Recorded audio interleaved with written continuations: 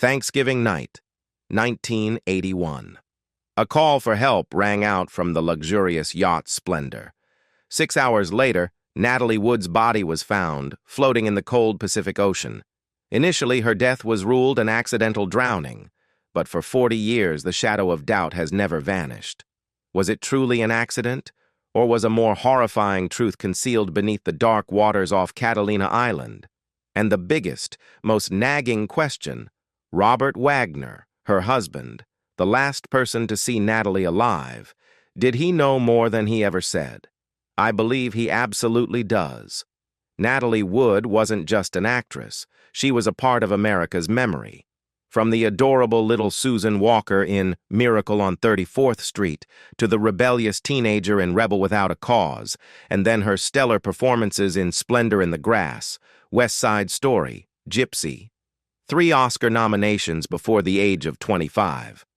Natalie was the embodiment of the Hollywood dream, an icon of beauty and talent. Robert Wagner, or RJ as he was commonly known, was a classic Hollywood gentleman, an astoundingly successful television star.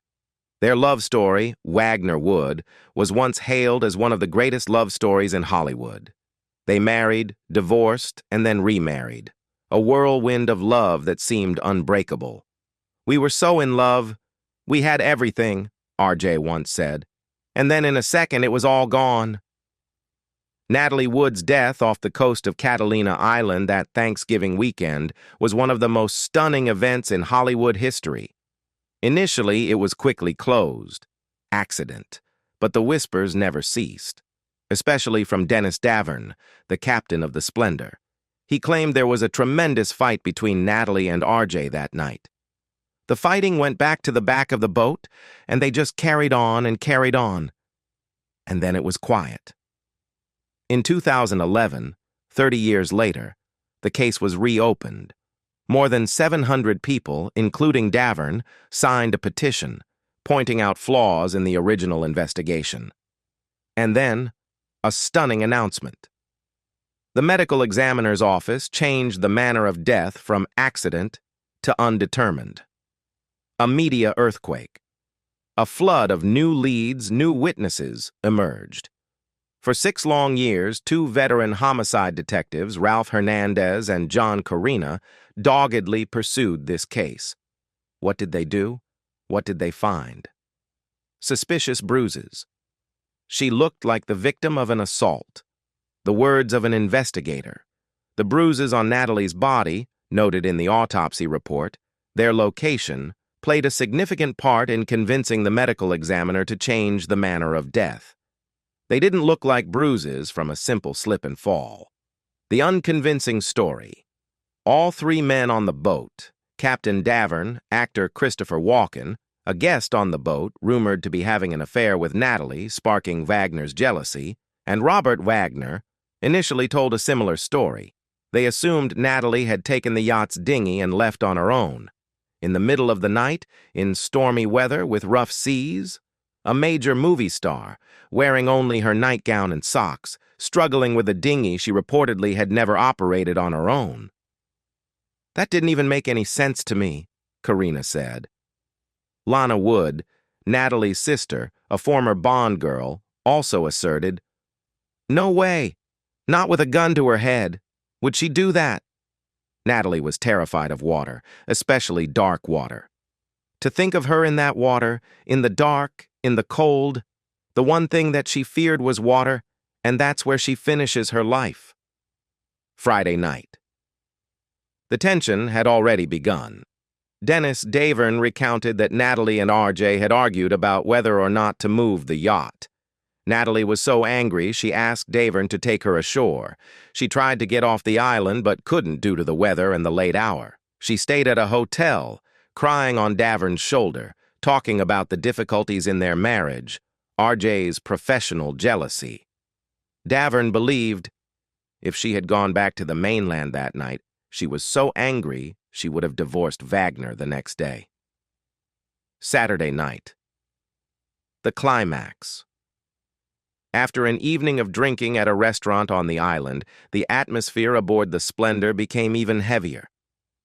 According to Davern, Wagner flew into a rage, smashed a wine bottle, and yelled at Walken, "What are you trying to do? My wife?"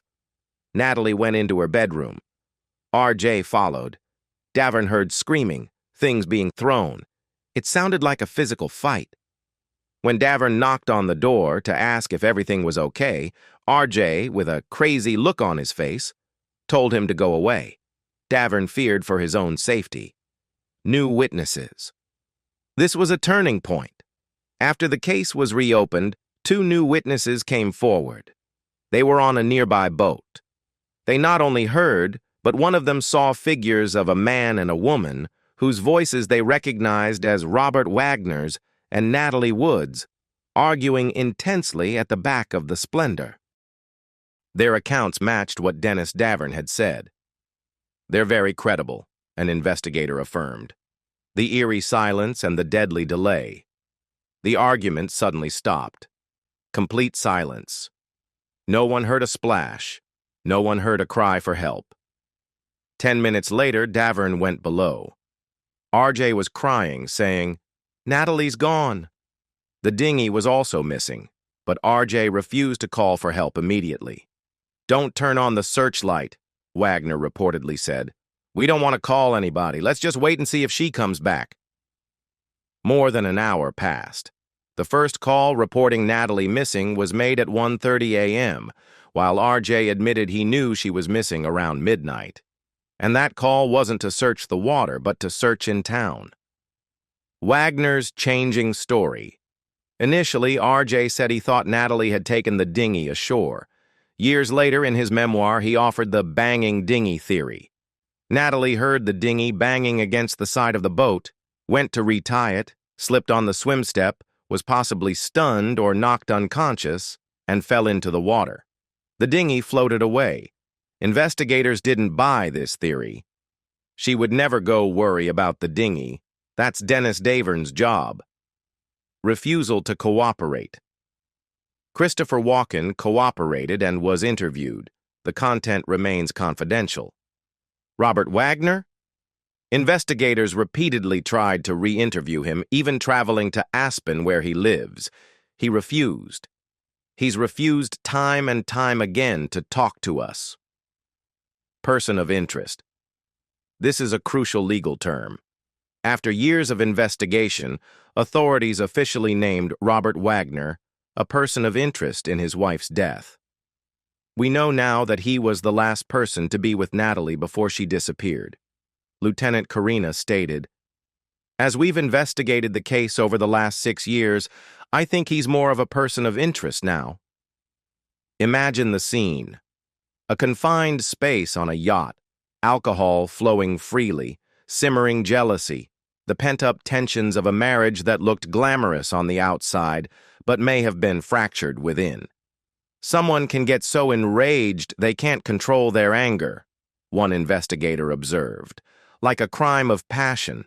It just happens, and they didn't mean for it to happen. And then later on, they're sorry about it, but it's too late. Dennis Davern, a key but controversial witness. He changed his story, sold it to tabloids, collaborated on a tell-all book. Was it for money or a guilty conscience? "I really don't just want money," Davern said. "What I really want is to give Natalie a voice." Investigators, after multiple interviews, found Davern's later account makes more sense of what happened and is corroborated by other people. And Robert Wagner? In his memoir, he admitted to smashing the wine bottle, but said it was during an argument with Walken about Natalie's career, and Natalie was already below deck at that point. He also expressed remorse. When you're in love, you're responsible for the other one. This accident that occurred, I wasn't there for her, and that's always within me. These words sound sincere, but do they reflect the whole truth, especially when juxtaposed with the new evidence and testimonies? 4 decades have passed. Natalie Wood, if she were alive, would have turned 83. Her tragedy remains, a scar that will never heal in the hearts of those who loved her, especially her sister Lana Wood. Before my life is over, I would like to put Natalie's to rest by knowing the truth. Investigators insist they will never close this case until we get to the truth. But time waits for no one. Witnesses age, memories fade. Will justice ever truly be served for Natalie Wood? The mystery of that fateful night on the Splendour still hangs in the air like a cold mist over the waters of Catalina. We may never know with 100% certainty what happened. But the evidence, the testimonies, the contradictions, they paint a disturbing picture, a picture far different from the initial accidental ruling.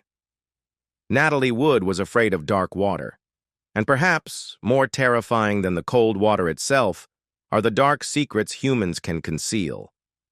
Natalie Wood's story is a haunting Hollywood tragedy. What do you think about these details? Was it an unfortunate accident or a conspiracy that was covered up? Share your thoughts and memories of Natalie Wood in the comments below. Don't forget to like, share this video, and subscribe to the channel so you don't miss out on in-depth analyses of other shocking cases. Thank you for watching.